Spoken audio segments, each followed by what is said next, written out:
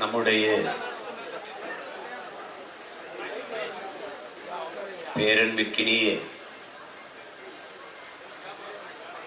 சமத்துவ தலைவன் என் அன்பு தம்பி ஆம்ஸ்ட்ராங் அவர்களினுடைய நினைவேந்தல் சங்கமத்தில் உணர்வு எழுச்சியோடு சங்கமித்திருக்கிற என் உயிருக்கினிய உறவுகள் அனைவருக்கும் என்னுடைய அன்பும் வணக்கமும்.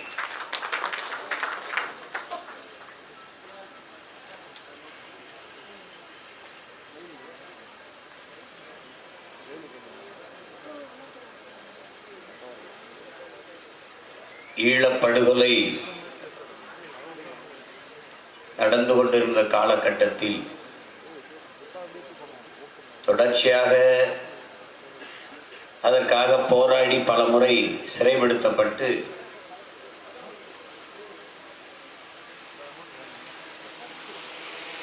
நான் இருந்த காலகட்டத்தில் என்னுடைய அன்பு தம்பி ஆம்ஸ்ட்ராங் அவர்கள் என்னை சந்திக்க விரும்பினார். அப்போது நானும் அவரும் ஒரு விடுதியில் சந்தித்து ஒரு 3 மணி நேரங்கள் பேசிக்கொண்டிருந்தோம். அப்போதே அவர் பகுஜன் சமாஜ் கட்சியிலே சேர்ந்து மிக உயர்ந்த பொறுப்புக்கு வந்திருந்தார்.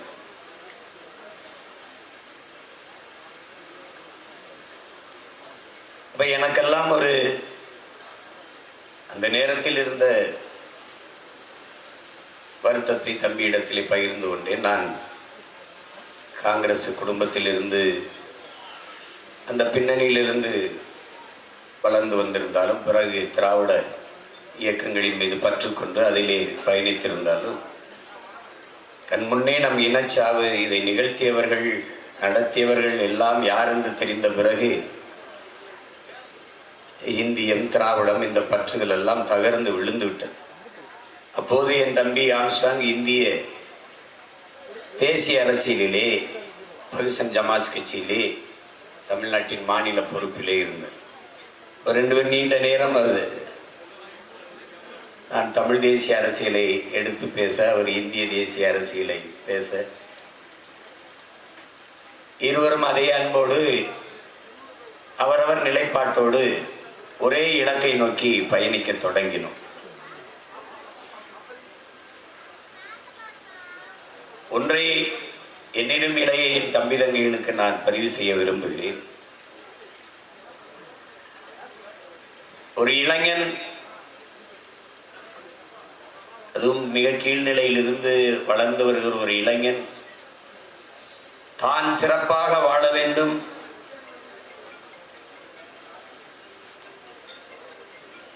தானும் தன் குடும்பமும் வசதியாக வாழ வேண்டும், அப்படித்தான் எல்லோரும் எண்ணுவார்கள்.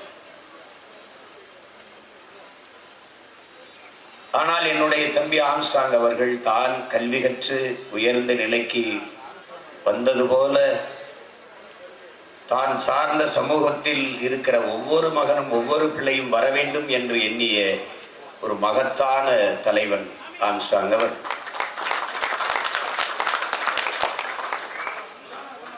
இதைத்தான் மார்க்ஸ் நமக்கு சொல்கிறார். ஒரு மனிதன் தானும் தன் குடும்பமும் வாழ வேண்டும் என்று உழைப்பானேயானால் அவன் மனிதன் ஆகிறான். தானும் தன் குடும்பமும் வாழ்வது போல தான் பிறந்த பெருமை மிக்க சமூகமும் வாழ வேண்டும் என்று உழைப்பானேயானால் அவன் மாமனிதனாகிறான் என்று சொல்ல. அப்படி மாமனிதனான ஒருவரை பற்றித்தான், அவருடைய நினைவலைகளை பற்றித்தான் நாம் அங்கே பகிர்ந்து கொண்டிருக்கிறோம். பாபா சாஹிப் அண்ணல் அம்பேத்கர் அவர்கள் சென்னைக்கு வந்திருந்த போது, கன்னிமாரா விடுதியிலே தங்கியிருந்த போது ஊடகவியலாளர்கள் எல்லாம் போய், நீங்கள் உங்கள் மக்கள் மிகவும் ஏழ்மை வறுமையிலே வாடி வாழ்ந்து கொண்டிருக்கிற காலத்தில் நீங்கள் விலை உயர்ந்த ஆடை அணிந்திருக்கிறீர்கள், உயர்ந்த விடுதியிலே தங்கியிருக்கிறீர்கள், உயர்ந்த படுக்கைகளை படுத்து உறங்குகிறீர்கள், இது உங்களுக்கு ஏற்புடையதாக இருக்கிறதா என்று கேள்வியை எழுப்புகிறார்.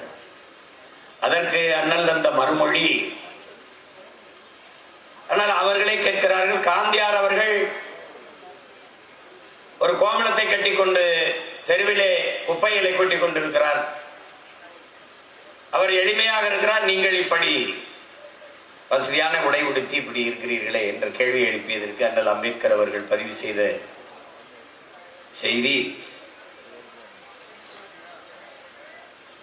என் மக்கள் நீங்கள் சொன்னது போல வறுமை ஏழ்மையில் சிக்கி வாடிக்கொண்டிருக்கிற என் மக்கள் கல்வி கற்று மேம்பட்டு கலாச்சாரத்தில் பண்பாட்டில் உயர்ந்து என்னை போல வாழ வேண்டும் என்பதற்கு முன்மாதிரியாக நான் இருக்கிறேன். அதற்கு ஒரு ரோல் மாடலாக, முன்னத்தியராக, முன்மாதிரியாக நான் வாழ்ந்து காட்டிக் கொண்டிருக்கிறேன். ஆனால் காந்தியார் அவர்கள் என் தெருக்களிலே போய் என் மக்களிடத்திலே கோமணத்தை கட்டிக்கொண்டு தெருவை கூட்டிக் கொண்டு இது உயர்ந்த பணி, சிறந்த பணி, இந்த வேலையை செய்வது இறைவனுக்கு செய்கிற பணி, இதையே செய்யுங்கள் என்று வலியுறுத்தி கொண்டிருக்கிறார். நான் உளவியல் நீர்முயிர்வை என் மக்களுக்கு போதித்துக் கொண்டிருக்கிறேன், அவர் உளவியல் அடிமை சிந்தனையை விதைத்துக் கொண்டிருக்கிறார் என்று அண்ணல் அம்பேத்கர் அவர்கள் அந்த செய்தியாளர்களுக்கு பதிலளித்திருந்தார். அண்ணல் அம்பேத்கர் கொண்டிருந்த கோட்பாட்டை எப்படி புரட்சியாளர் ஒரு ரோல் மாடலாக, முன்னத்தியராக தன் சமூக மக்களுக்கு வாழ்ந்து காட்டி தன்னை போல எல்லோரும் கல்வியறி பெற்று மேம்பட வேண்டும் என்று பாடுபட்டாரோ அதனுடைய வழித்தோன்றலாக வாழ்ந்தவன் என்னுடைய தம்பி ஆம்ஸ்ட்ராங் அவர்கள்.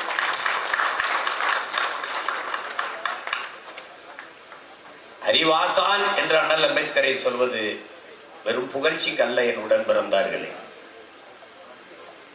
ஆஸ்திரேலிய நாட்டிலே அந்த நாட்டினுடைய பிரதம அமைச்சர் உலகத்தின் தலை சிறந்த கல்வியாளர் சிலையை திறக்கப் போகிறோம் என்பது செய்தி. அவர்கள் எல்லாம் வாகனத்தில் போய்க் கொண்டிருக்கிறார்கள். உலகமே அவளோடு எதிர்பார்த்து கொண்டிருக்கிறது. நாம் எல்லோரும் தான். அங்கே போய் ஒரு அரங்கத்திலே ஒரு சிவப்பு பட்டு துணி போர்த்தி ஒரு சிலை மூடி வைக்கப்பட்டிருந்தது. அந்த சிலையை திறந்தார்கள். அங்கே அண்ணல் அம்பேத்கருடைய சிலை, மார்பளவு சிலை, உலகத்திலே ஆகச் சிறந்த கல்வியாளன் சிலை என்று ஆஸ்திரேலிய நாட்டிலே திறந்திருந்தார். ஒரு மனிதன் தன் வாழ்நாளிலே 10,000 புத்தகங்கள் படித்திருக்க வேண்டும், 10,000 மைல்கள் பயணம் செய்திருக்க வேண்டும். இது சீன பொன்மொழி. ஐயா இறையன்பு எழுதிய 10,000 மைல் பயணத்திலே அதை குறிப்பிட்டிருப்பார். ஆனால் ஒரு மனிதன் 64,000 புத்தகங்கள் தன் வாழ்நாளில் படித்தார் என்றால் அது அண்ணல் அம்பேத்கர், அறிவாசன் அண்ணல் அம்பேத்கர் மட்டும்தான். படுக்கிற இடம் கூட தான் படிக்கிற இடத்திற்கு அருகிலே இருக்க வேண்டும் என்று நூலகம் இருக்கிற இடத்திற்கு பக்கத்திலே அறை எடுத்து தங்கிய மகத்தான மேதை நம்முடைய அம்பேத்கர் அவர்கள். அந்த அறிவாசான் நமக்கு சிலை அல்ல, சிந்தனை. அதுபோல என் தம்பி ஆம்ஸ்ட்ராங்கும் நமக்கு வெறும் சிலை அல்ல, சிந்தனை. இங்கே அருமை பெரியவர்களே, நண்பு பெற்றோர்களே, என்னிலும் என் தம்பி தங்கைகளே, அரசியல் அதிகாரத்திற்கு வந்தவன் அல்ல என்னுடைய தம்பி ஆம்ஸ்ட்ராங். அவன் கவுன்சிலரோ, சட்டமன்ற உறுப்பினரோ, பாராளுமன்ற உறுப்பினரோ, அமைச்சர் பெருமக்களோ எதுவும் இல்லை. அண்ணல் அம்பேத்கர் கற்பித்தது போல, கற்பி புரட்சி செய் ஒன்று சேர் என்று போதித்தது போல, தான் கற்றது போல எண்ணற்ற இளைய தலைமுறை தம்பி தங்கைகளை கற்க வைத்தவன் நம்முடைய தம்பி ஆம்ஸ்ட்ராங் அவர்கள். அதிலே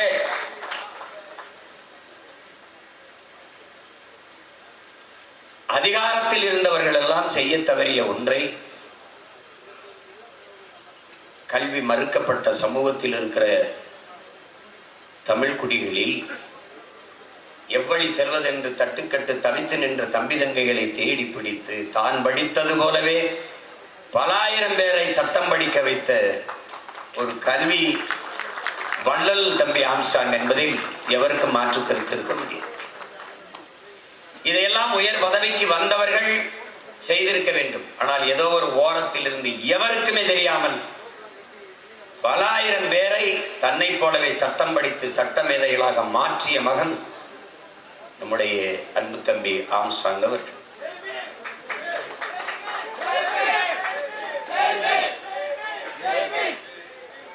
இதையெல்லாம் அவர் விதைத்த விதை, பிடல் காஸ்ட்ரோ சொல்வது போல, விதைத்தவன் உறங்கினாலும் விதை உறங்காது என்பது போல, விதைத்தவன் இன்று உறங்கி இருக்கலாம், ஆனால் அவன் விதைத்த விதைகள் பலாயிரக்கணக்கில் நீங்கள் முளைத்து நிற்கிறீர்கள். அநேகமாக இந்த கூட்டத்திலே வெள்ளை உடை அணிந்து நிற்கிற என் தம்பி எல்லோரும், என் தம்பிமார்கள் எல்லாம் அவரால் சட்டம் படிக்க வைக்கப்பட்ட தம்பிகளாகத்தான் இருப்பீர்கள் என்று நான் அறிகிறேன். இந்த மகத்தான பணியை செய்வதற்கு யாரும் முன்வர மாட்டார்கள். தான் சட்டம் படித்தோம், நாம் சம்பாதிப்போம், நம் வாழ்க்கையை பார்த்து கொண்டு போவோம் என்றுதான் இந்த சமூகம் போய்கொண்டிருக்கிறது. மக்கள் பணி செய்ய வருகிறோம் என்று வந்த மகத்தான பெரும் தலைவர்கள் என்று நாம் நம்பிக்கொண்டவர்களோட தானும் தன்னுடைய வாழ்க்கையும் என்றுதான் போய்கொண்டிருக்கிறார்கள். ஆனால் அப்படி தம்பி ஆம்ஸ்ட்ராங் இல்லை. அவன் ஒன்றும் 60-70 வயது முதியவன் இல்லை, சாதித்து முடிக்கிறான். இளம் வயதிலேயே இவ்வளவு பெரிய சாதனையை செய்து முடித்த ஒரு இளைஞன் இந்த நிலத்தில் ஆம்ஸ்ட்ராங் தவிர வேற எவரும் இருக்க முடியாது.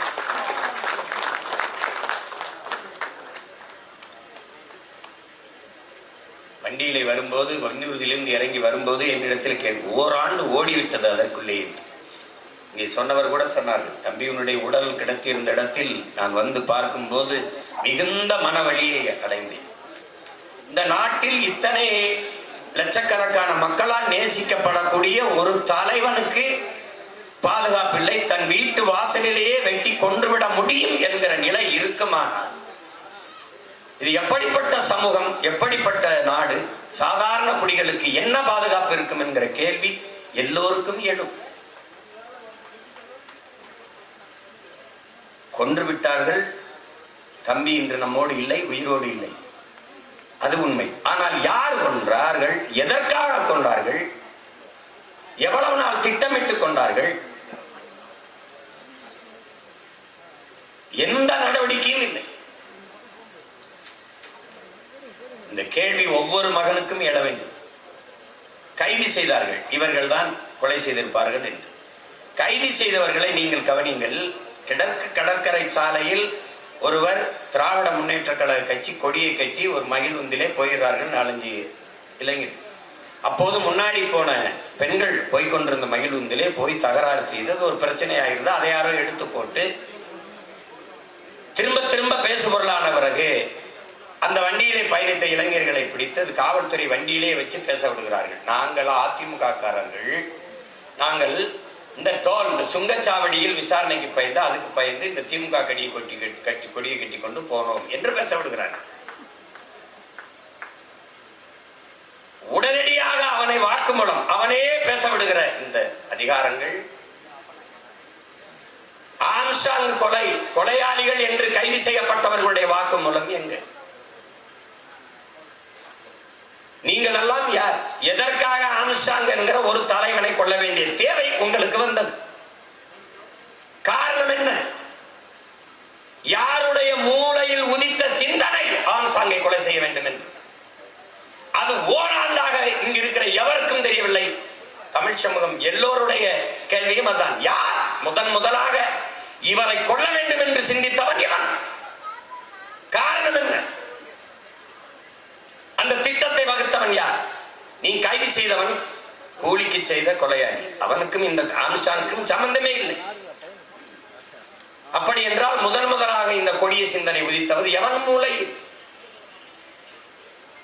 நீங்க கைது செய்தவர்களை தினம் நீதிமன்றத்தில் நிறுத்த ஒவ்வொரு முறையும் கூட்டிக் கொண்டு வருகிறீர்கள். அவர்களை பார்க்கிறோம். அவர்களிடத்திலே நீங்கள் விசாரித்து காரணத்தை வெளிக்கொண்டு வந்து இந்த மக்களுக்கு சொல்லாதது ஏன்?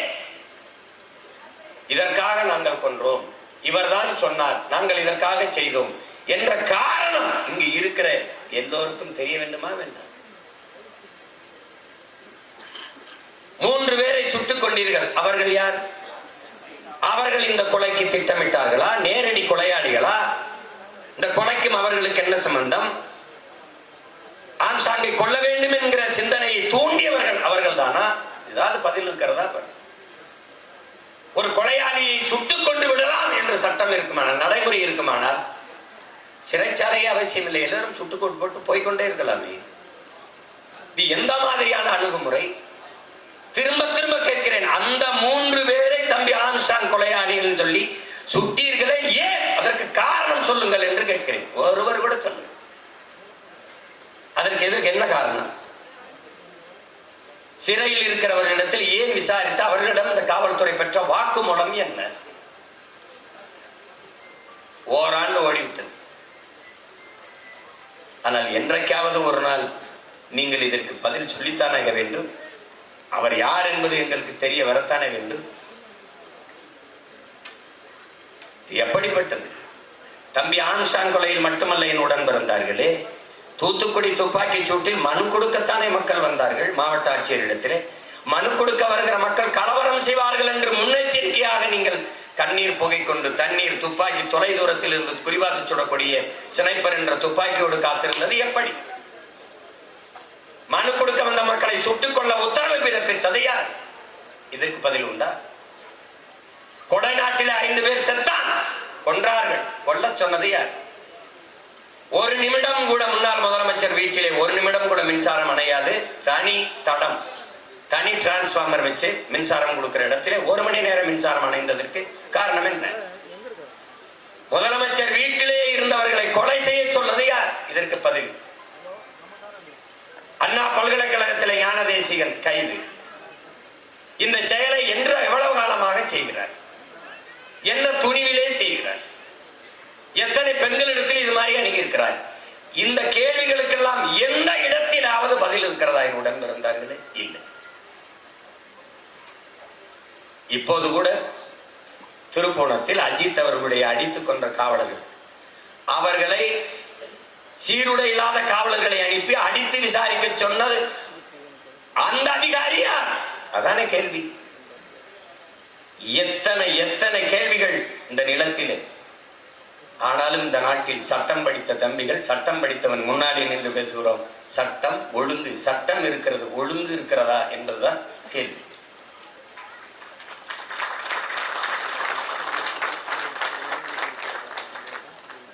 அடிமை சமூகத்தின் விடுதலைக்கு அன்பு மக்களே, வறுமையில் இருக்கிற ஒரு வீட்டை ஒரே ஒரு மகன் உழைத்தந்த வீட்டின் வறுமையை போக்க முடியாது. அது மாதிரி அடிமைப்பட்டு கிடக்கிற ஒரு நாட்டை ஒரே ஒரு மகன் போராடி விடுதலை செய்ய முடியாது.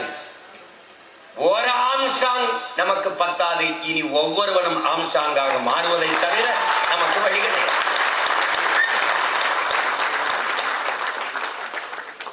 ஒருவன் அடிமையாக இருக்கிறான் என்பதை உணர்த்தி விடு, பிறகு அவனை கிளர்ச்சி செய்வான். இது பாபா சாஹிப் அண்ணல் அம்பேத்கர் நமக்கு கற்பித்தது.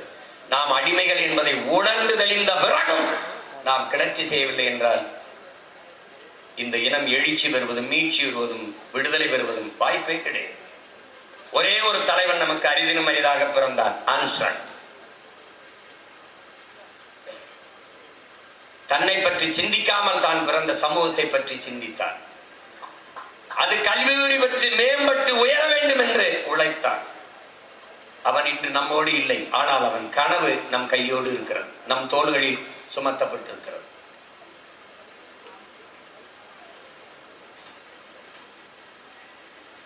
அவனால் உருவாக்கப்பட்ட தம்பி தங்கைகளே, தூர இருந்து அவனை நேசித்து வாசித்து சுவாசித்துக் கொண்டிருந்த உடன் பிறந்தார்கள் என் போன்ற அண்ணன்களும் உங்களோடு இணைந்து நாங்கள் நிற்கிறோம் என்பதை நீங்கள் நினைவில் வைத்துக் கொள்ள வேண்டும். அவர் ஒரு அரசியல் இயக்கம் அதிலே சார்ந்திருந்தார். நான் ஒரு அரசியல் இயக்கத்தை தொடங்கி நடத்தி கொண்டிருந்தேன். நோக்கம் ஒன்றுதான் என்னுடன் பிறந்தார்களே, அடிமை தேசிய இனத்தின் உரிமை, விடுதலை, அதன் பாதுகாப்பான நல்வாழ்வு. இதை தவிர வேற ஒன்றும் இல்லை. ஒரே இலக்கை நோக்கி பாய்ந்த இருவரும் நதிகள், நானும் என் தம்பி ஆம்ஸ்ட்ராங் அவர்கள். அப்படித்தான் இங்கே இருக்கிற என்னுடைய அண்ணன் ஆதித்தமிழர் விடுதலை இயக்கத்தினுடைய தலைவர் வினோத் அவர்களும். 2016ஆம் ஆண்டு ஆட்சியின் செயல்பாட்டு வரைவிலே ஆதித்தமிழர் விடுதலை இல்லாது மீதி தமிழர் விடுதலை வெல்லாது என்கிற முழக்கத்தை முன்வைத்த மகன் உங்கள் உடன் பிறந்தவன் என்கிற திமிரிலே சொல்கிறேன். உடல் எவ்வளவு வேண்டுமானாலும் உறுதியாக இருக்கலாம், ஆனால் கால் உறுதியாக இல்லை என்றால் ஒன்றும் செய்ய முடியாது.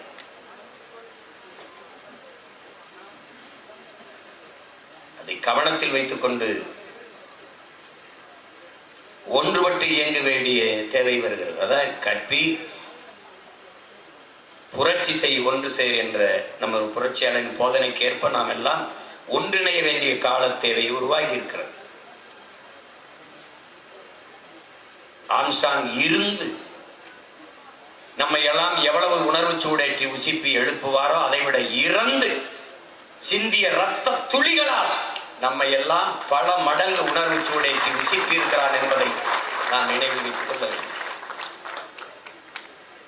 ஒரு ஆம்ஸ்ட்ராங் 1000 தம்பி தங்கைகளை அறிவார்ந்த தம்பி தங்கைகளாக வீரியமிக்க நல்மணிகளாக உருவாக்க முடியும், விதைகளாக உருவாக்க முடியும் என்றால் ஒவ்வொருவனும் ஆம்ஸ்ட்ராங்க மாறினால் சமூகம் மாறுமா மாறாதா என்பதை கேள்வியை நீங்களே எழுப்பிப்பார். ஒரு மகனால் இவ்வளவு முடிந்ததென்றால் ஒவ்வொருவனும் ஆம்ஸ்ட்ராங் ஆனால் உறுதியாக சமூக மாற்றம் நிகழும். அது எவராலும் தடுக்க முடியாது.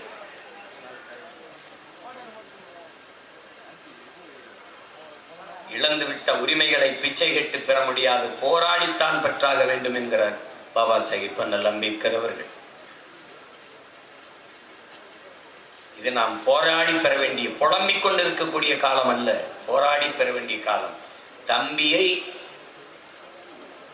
இழந்திருக்கிறோம், அந்த இடத்தில் அதற்கான நீதியை போராடி பெற வேண்டிய நிர்பந்தத்தில் நாம் நிற்கிறோம் என்பதை புரிந்து கொள்ள வேண்டும். நம்மை வெறும் அற்ப வாக்காளர்களாக கருதுவதாலேதான் அதை பற்றி கவலைப்படாமல் கடந்து கடந்து போய் கொண்டிருக்கிறார்கள். ஓராண்டுக்குள் யாரு என்ன எதுன்னு கண்டுபிடிக்க முடியாதா? நினைச்சா முடியும்.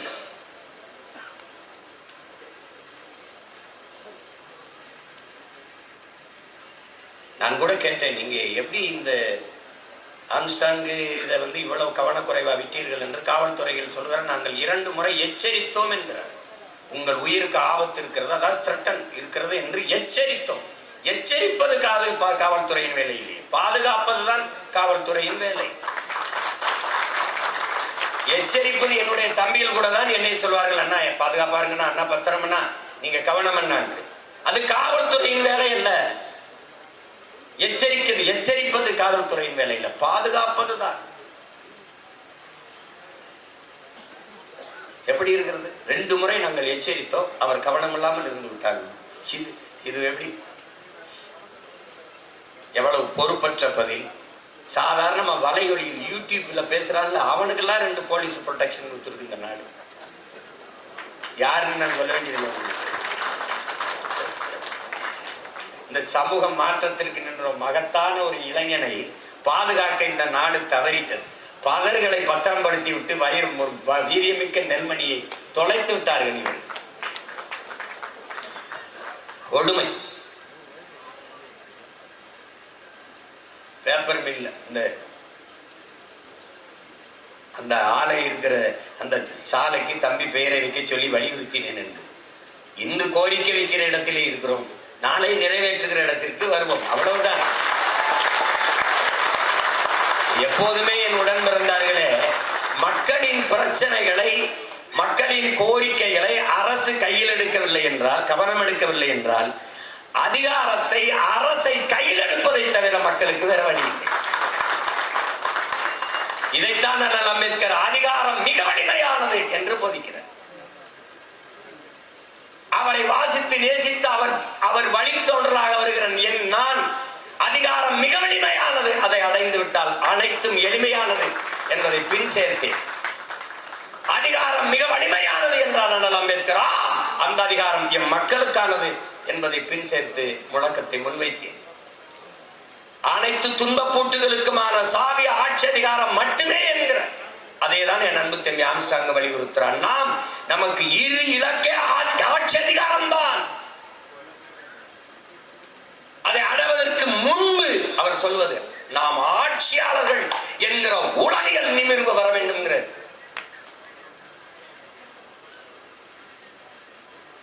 அந்த உளவியல் நிமிர்வில் நிமிர்ந்த மகன் தம்பி ஆம்ஸ்ட்ராங் அவர்கள்.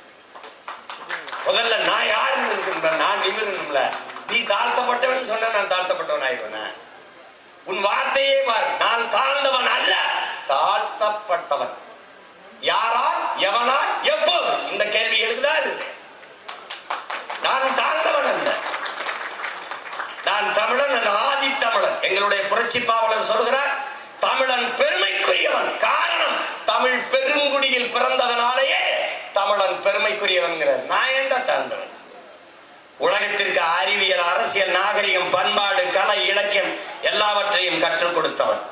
உலக பொதுமறை தந்த எங்கள் பாட்டன் வள்ளுவ பெருமகனாரே ஆதி பறையன்தான் என்பது திமிரும் பெருமிதமும் நடக்கிறது.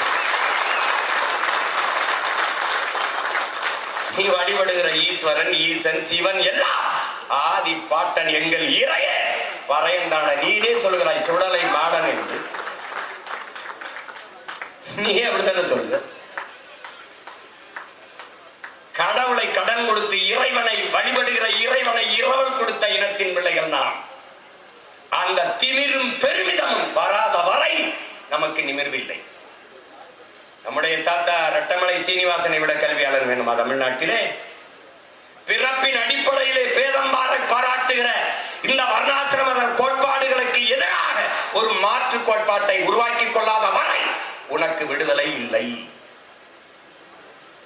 எந்த சொல் உன் மீது இழி சொல் என்று சுமத்தப்படுகிறதோ அந்த சொல்லை எழுச்சி சொல்லாக மாற்றாத வரை உனக்கு விடுதலை இல்லை. அப்ப என்ன செய்யலாம்? இங்கே யார் பறையன் என்று கேட்டால் நான் தான் என்று நிமிரலாம். அதான் எழுச்சி.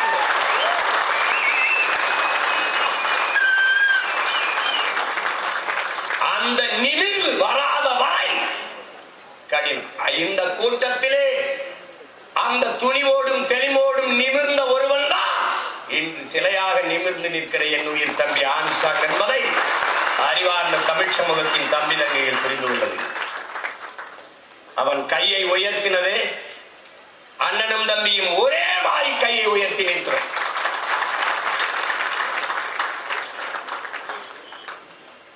அது புரட்சி ஓங்குக, புரட்சி வெல்லும், ஜெய் பீம், எப்படி வேணுமானாலும் எடுத்துக்கொள்ளலாம்.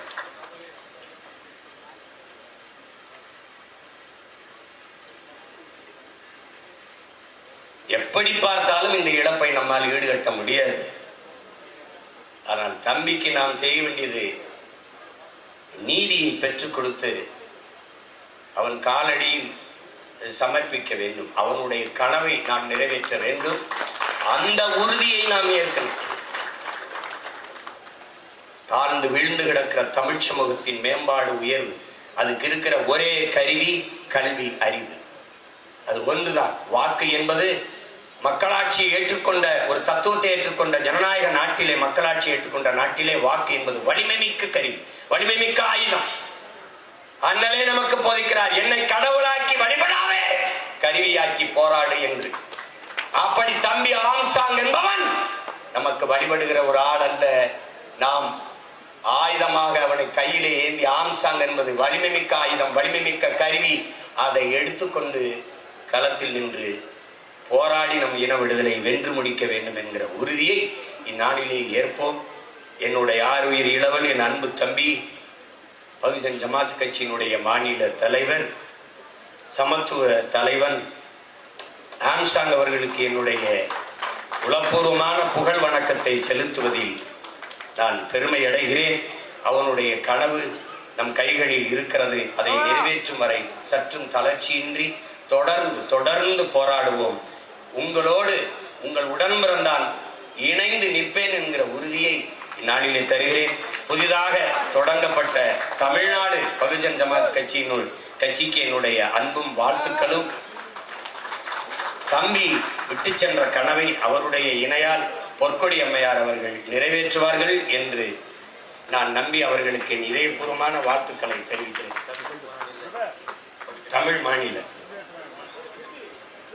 தமிழ் மாநில பகுஜன் சமாஜ் கட்சியினுடைய தலைவராக தம்பியினுடைய உயிர் துணையால் பொற்கொடி அம்மையார் அவர்கள் பொறுப்பேற்றிருக்கிறார்கள். அவர்களுக்கு என்னுடைய புரட்சிகரமான வாழ்த்துக்கள்.